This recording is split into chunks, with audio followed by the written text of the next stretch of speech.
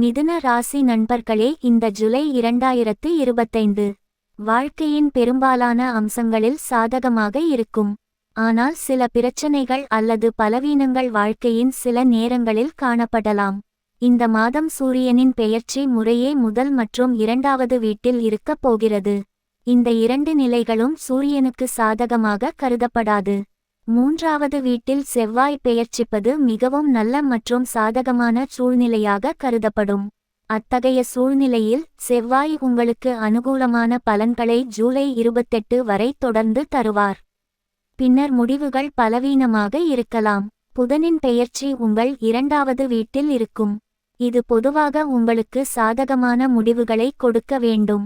இருப்பினும் ஜூலை 18க்கு பிறகு வக்ர நிலை காரணமாக புதன் அதன் சாதகத்தை சிறிது குறைக்கலாம். குருவின் பெயர்ச்சி மிகவும் நல்ல நிலையில் இல்லை. அத்தகைய சூழ்நிலையில் குரு உங்களுக்கு கலவையான அல்லது சராசரி அளவிலான முடிவுகளை தர முடியும். சுக்கிரனின் பெயர்ச்சி பொதுவாக உங்களுக்கு சாதகமாக இருக்கும். சனியின் பெயர்ச்சியால் கலவையான பலன்களை எதிர்பார்க்கலாம்.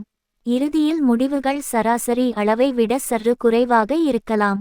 ராகுவின் பெயர்ச்சி அதிக அனுகூலத்தை தர முடியாது. ஆனால் கேதுவின் பெயர்ச்சி இந்த மாதம் நல்ல பலனை தரும். இதில் வேலை செய்பவர்கள் நல்ல பலன்களை பெறலாம்.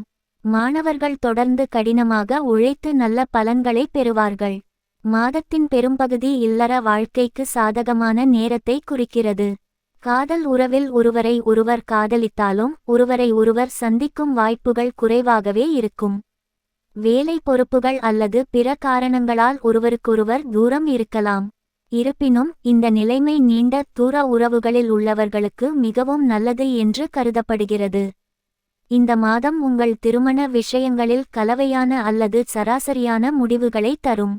இந்த மாதம் பணம் சம்பந்தப்பட்ட விஷயங்களில் நல்ல பலன்களை எதிர்பார்க்கலாம். உடல் இயல்புக்கு ஏற்ப உணவு உண்ணுதல், யோகா பயிற்சிகள் செய்வதன் மூலம் உங்களை ஆரோக்கியமாக வைத்துக் கொள்ள முடியும். இல்லையெனில் மருத்துவ செலவுகள் ஏற்படும். புதன்கிழமை தோறும் அருகில் உள்ள பெருமாள் கோவில் சென்று வாருங்கள். சிறப்பான மாதமாக இருக்கும்.